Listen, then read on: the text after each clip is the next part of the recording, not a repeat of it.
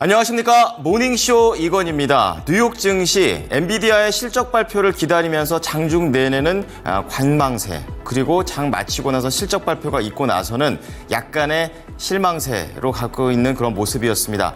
자, 오늘도 뉴욕 증시에 대한 전반적인 분위기, 그리고 국내 시장에서 보셔야 될 이슈들 한 판에 모아봤습니다. 자, 우선은 글로벌 헤드라인 첫 번째가 되겠습니다. 시간 외에 이제 나온 엔비디아의 실적이 되겠는데요.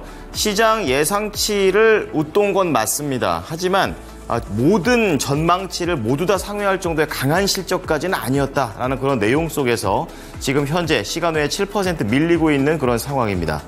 자, 두 번째는 어제도 말씀을 드렸었던 AI 반도체 기업 슈퍼마이크로 컴퓨터가 되겠습니다. 어제는 증권사에 공격을 당하더니 오늘은 결국에 연차 보고서 제출 지연까지 나오게 되면서 AI 관련주들을 떨어뜨리는 역할을 했습니다. 자, 세 번째는 버크셔 해서웨이가 되겠습니다. 빅테크가 아님에도 불구하고 시가총액 1조 달러를 돌파하는 진기록이 나와줬습니다. 자, 이러한 내용도 자세하게 알아보고요. 밑에 네 가지 나와 있는 종목들은 모두 다 공통점이 실적입니다. 실적에 따라 울고 웃었던 내용들 함께 해보시겠습니다. 자, 오른쪽으로 넘어와 보시면요. 오늘 보셔야 될 뉴스 6가지 준비가 되어 있는데요. 엔비디아 실적 얘기를 안 할 수 없고 왜 시간에 실적 잘 나왔는데 떨어졌는지에 대한 부분들도 다시 한번 짚어봅니다. 자, 그런 가운데 전기차 화재와 관련해 가지고는 계속해서 정부가 막기 위한 드라이브를 걸고 있습니다. 관련주들을 위한 정보를 좀 가져가셔야겠고요. 그리고 의사에 이어서 간호사까지 파업하는 것 아니냐라는 그런 우려가 있었었는데요. 정말 다행히도 대부분의 노사에서 교섭이 타결됐다라는 긍정적인 소식이 나와줬습니다.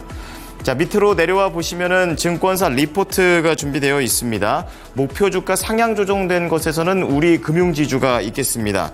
동양생명과 ABL생명과 관련된 지분 취득의 호재 관련된 내용들도 알아보고요. 그 와중에 조심해야 될 부분도 한 가지 있습니다. 체크를 같이 해보겠습니다. 자, 그런 가운데 한미 글로벌과 관련해서는 실적도 잘 부합하는 모습도 있고 앞으로에 대한 모멘텀들이 국내 그리고 국외에 모두 다 포진되어 있습니다. 체크해드리고요. 마지막으로 킹메이커 선익 시스템이 되겠습니다. 선제적인 매수 전략이 필요하다라고 얘기를 하고 있는데요. 어떤 내용인지 잠시 후에 함께 해보시죠. 자, 뉴욕 증시 일제히 우선 하락하면서 거래를 마쳤습니다. 이날 전강 후약의 패턴을 보여줬고요.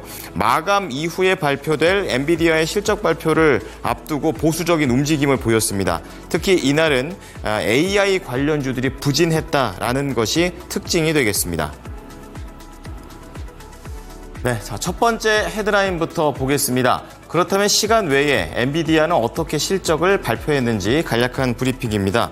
자, 우선 2분기 매출은 300억 달러가 나왔습니다. 엔비디아 자체적으로 했었던 예상치 280억 달러를 넘겼고요. 시장 예상치 287억 달러도 역시 넘기면서 연간 기준으로 122% 상승을 했습니다. 순수익은 주당 67센트로 1년 전 대비해서 2배 이상 늘어났고요. 앞으로에 대한 3분기 매출도 325억 달러를 예상하면서 스트리트 어카운트에서 집계한 예상치 319억 달러를 넘기는 모습이었습니다. 자, 이렇게 현재도 좋고 미래도 좋은 이런 실적 발표를 했지만 이 블룸버그 쪽에서는 엔비디아 실적이 시장의 이 평균 예상치보다는 높았지만 일부 높았던 예상치까지 전부 다 상회하지는 못했다.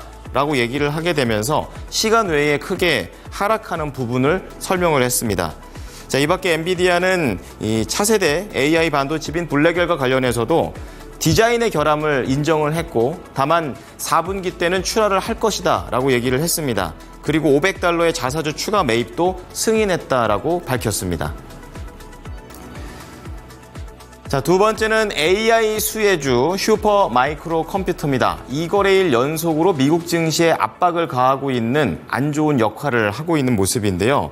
자, 지금 슈퍼마이크로 컴퓨터는 19% 이상 주가는 급락하는 모습을 보여줬습니다.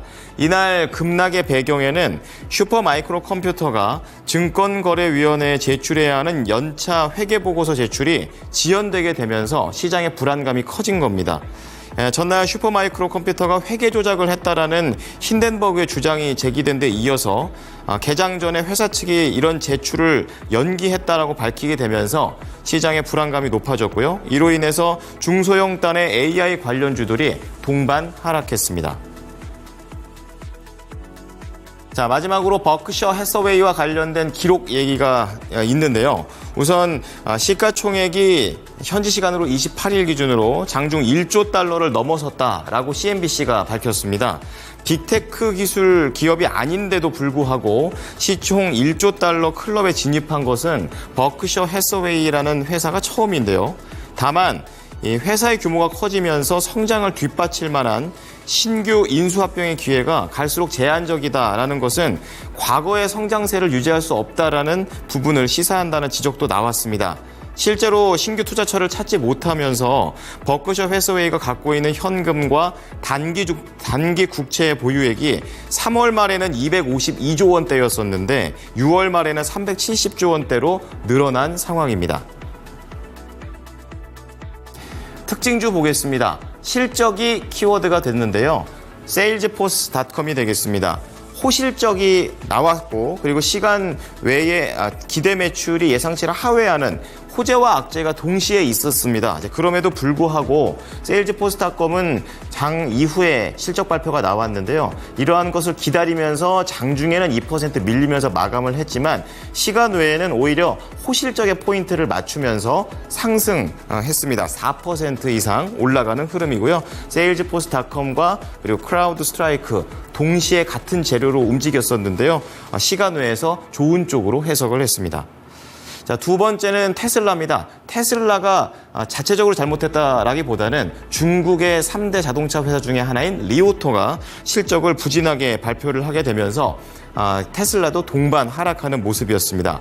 원인은 더딘 성장, 경쟁 심화, 그리고 가격 인하 압박까지 연결되는 안 좋은 사이클을 타고 있다라는 관점이고요. 이로 인해서 테슬라도 1.6% 하락으로 거래를 마쳤고 전기차 관련된 종목들도 동반 하락했습니다. 자, 세 번째는 의류 기업이죠. 아베크롬비앤피치가 되겠습니다. 실적이 잘 나왔음에도 불구하고 전망이 안 좋다라는 것에 포인트를 맞추면서 이날 장중에 16.9% 큰 폭의 하락세를 보인 종목입니다. 138달러의 거래를 마쳤고요. CEO가 점점 더 불확실해지는 환경이 나오고 있어서 올해 하반기가 쉽지 않겠다라는 부분을 시사했다라는 점이 악재였습니다. 마지막으로 암바렐라입니다. 자율주행 차량용 반도체를 만드는 기업이 되겠습니다. 예상을 상회한 실적 발표 그리고 전망치도 역시 좋게 나오면서 좋았고요. 여기에 더해서 모건 스탠리가 암바렐라의 목표 주가를 이러한 부분들을 반영하면서 67에서 73달러까지 올렸습니다. 그러면서 음봉 마감은 했지만 그래도 10%나 급등하면서 거래를 마쳤습니다. 자, 이어서 뉴욕 현지 연결해서 이날 시장의 분위기 자세하게 알아보겠습니다.